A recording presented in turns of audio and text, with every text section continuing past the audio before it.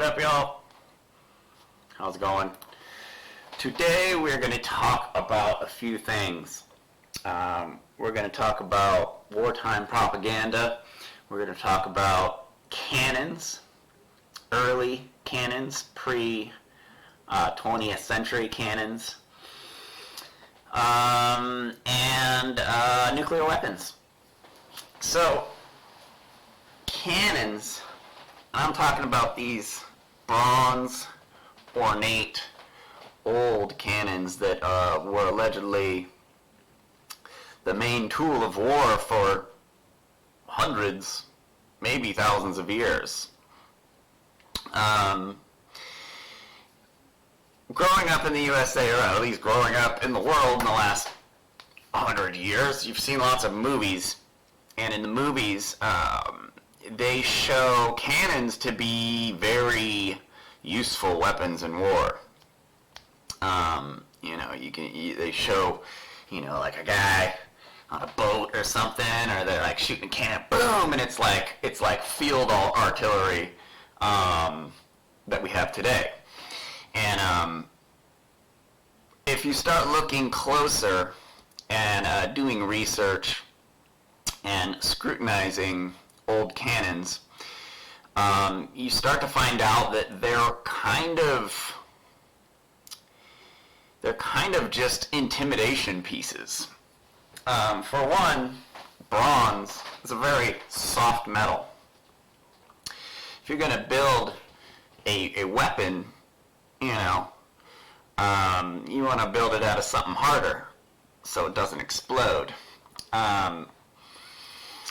There are a lot of strange things about cannons. If you look back in history and look at pictures of Civil War and stuff like that, you find a lot of weird things around cannons. There's no footage, there's obviously no video of these types of weapons being used in combat for us to scrutinize. So we kind of have to just look at the evidence that we have in old photos and stuff and, speculate.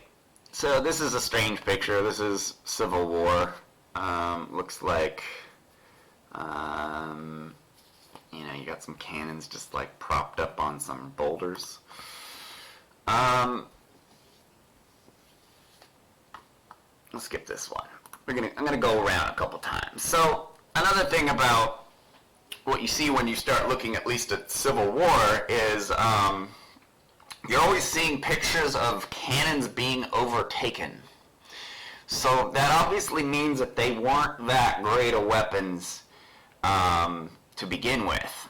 I find, cruising through the internet, you find like many pictures of blown up cannons, broken cannons, cannons getting overtaken, cannons not being used, cannons being used full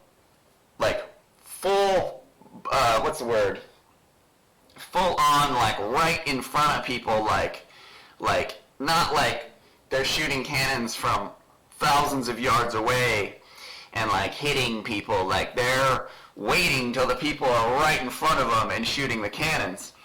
And like if you go back and look at like the Merrimack and the Monitor, like these old stories, they even tell you in these stories, despite the Monitor and the Merrimack being like inches away from each other when they were fighting each other, the cannonballs were just bouncing off of them, and these ships were not. They were armored, but they weren't like heavily armored.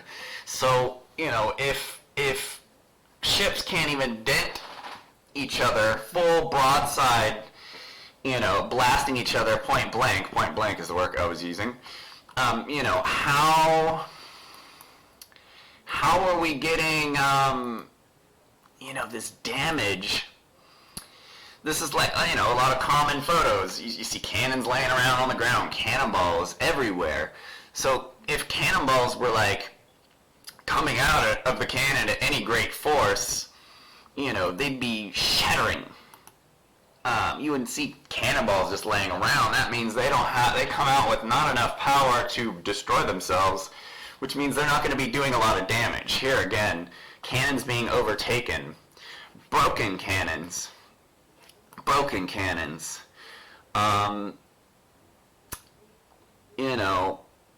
chaos, broken cannons, rusty old cannons. Wouldn't they be making these things out of high-tech materials or high-quality materials? If, these governments have all the money in the world to build these things, why wouldn't they build them out of something that's more robust? Because surprisingly, you come across a lot of photos of blown-up cannons on battlefields. And so how do we get damage like this? This looks like the San Francisco earthquake, or Nagasaki or Hiroshima after the atomic bomb. And then you find lots of photos of Civil War cannonballs like stuck in houses and trees and stuff. So it's like, if they weren't powerful enough to knock down a tree or a house that's like, I don't know, is that wood and stones, like, seems strange. Like, how is this the damage that is done? Here we got more broken cannons on the ground. Is that what that is? Yeah, more broken cannons on the ground. And then just a city that's completely decimated. So, if these cannons don't work very well, are they sitting here and shooting these towns for months? Like, you would have to shoot every building 200 times to get this to happen. These are stone and brick buildings. So, and we got like this photo. Like, how does damage like this come from bowling balls, from cannons? And then you see these this almost looks like these are altered photos. Like, these dudes are just walking around stacking up bowling balls perfectly in the rubble. And when you're in school, you see this photo and you're like, oh, that's bad. Oh, but like, how many, it's a bit strange. These photos are a bit strange. Because I just don't understand how you destroy bricks, how you take bricks down to bricks, how you take a building down to bricks just falling on the ground with guns that aren't that strong. Like, it would take months to take down a block. You'd have to boom, boom, boom, boom, boom, boom, just all day long, all night long, for months to take these buildings down. Shit. Here's another cannonball in a tree. Another broken cannon. Cannons on the ground. Cannons being overtaken. Gnarly damage. How do cannons being shot from, I don't know, the ocean destroy all this? How do cannons destroy these buildings? You'd have to sit and shoot at them for days. Meanwhile, everyone leaves them. Everyone flees the area, and you continue shooting this building over and over and over and over again? Like, this place wasn't... Cannons being overtaken. Cannons point blank. Because this, while it's an illustration, this is telling the truth. This is the only way these cannons work, is point blank. Anything over a certain amount of distance doesn't make any sense. It's not accurate. The ball's not going very far. One thing I just want to throw in here about the Civil War, there was sure a lot of posing going on. More so than any other war I've ever seen. Like, you don't see strange pictures. I don't know, whatever. Side note. So, broken guns, even in the illustrations. Soft metal. Why would you, if cannons were originally invented to be used with gunpowder, why would you build them out of one of the softest materials that exists? And why would you highly decorate them? Star forts. There are star forts all over the world. In North America, in Europe, all over the place. They are designed very similar. They predate cannons. So the thing is that when you go to any star forts these days, there's cannons all over them. This is a big part of the intimidation that I was speaking about earlier, that cannons have this presence of intimidation that, they're like a symbol of power, like having dudes wear uniforms is like, ooh, like, it makes you worried. If you see, a fort or a big large building with cannons poking off the top of it, you might not mess with that place. Despite the fact that those cannons can't do shit, really. They're really not the greatest weapons in the least bit, but they hold so much intimidation. So whenever you see these star forts with cannons all over the top of them, you know that building's being repurposed. That it wasn't originally made for that purpose. Cannons being overtaken. Beautiful bronze, highly ornamented, different sizes. A lot of people, not a lot of people actually, some people think that cannons were not originally used as weapons. Some people think cannons are repurposed. That we were found, you think over hundreds of years, what's gonna last over the years? Strong, heavy metal things, right? And rocks, structures, buildings, bricks. Those are the things that are very hard to put an age on. Don't talk to me about carbon dating. Carbon dating's BS. So some people think that these weren't meant to be used with gunpowder, that they were some sort of other, that they had some sort of other use, and when the inheritors inherited these areas, these lands, these properties, when they found these cannons, these tools, they repurposed them as intimidation pieces, as propaganda pieces, as big spooky nuclear weapons. Nuclear weapons aren't used, but they hold so much. They create so much fear and so much agenda, just with the idea that they may exist. And cannons were the original nuclear weapons, basically. They were around for the same reason, which is intimidation and fear. Highly beautiful. Like, why would, if you're just trying to churn out as many weapons as possible, why would you spend the time and waste the money to highly ornament them and build them out of a soft metal? Simply doesn't make sense. Bronze cannons. Star fort. Cannons just like put on it. Another cannonball on a tree. So cannonballs can't melt steel beams, obviously.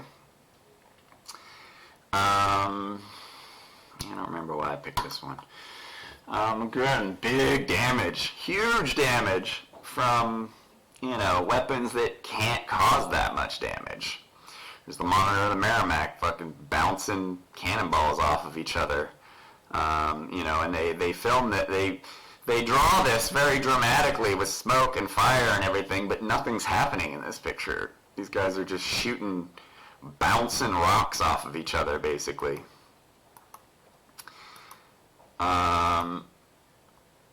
So yeah, guns being overtaken, just, rusty old shitty guns that aren't very, they're just, there's a lot of, they're very sus. These photos from World War, or from the Civil War.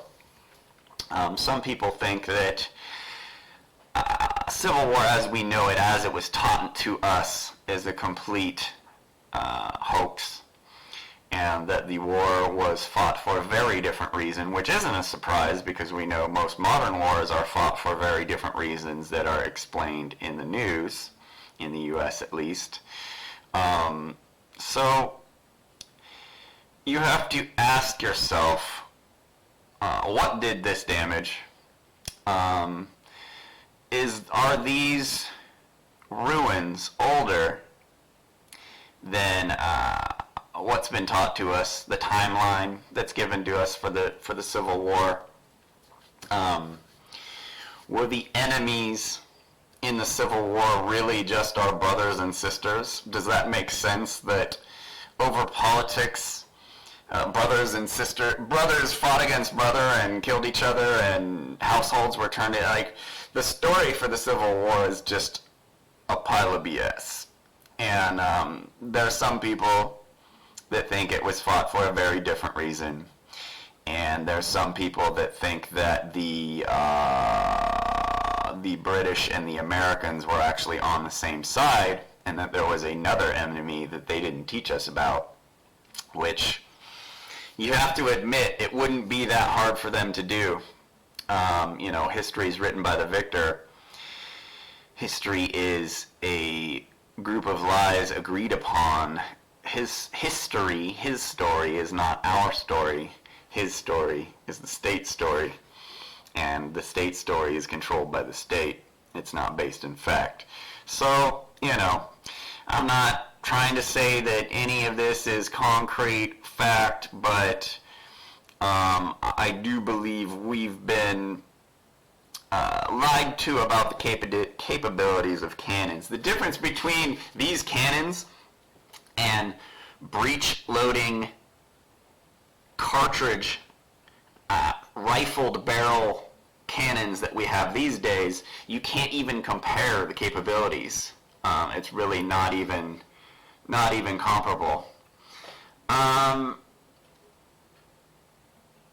Yeah. So that's about it. These cannons were just, they were just a flex, really. They're just like, hey, look at us, you better not come over here, we're going to shoot you with these cannons. But then once shit started happening, they pop off a couple rounds. They're not hitting anything. You can't aim these cannons. You could only kind of point in the right direction, but there's no accurate aiming with these things. It seems like so many of them blow up unless you know how much gunpowder to put in it. So if your gun crew gets killed and no one else can use these things, if you have noobs try and put gunpowder into these cannons and shoot them, they're just going to blow the things up.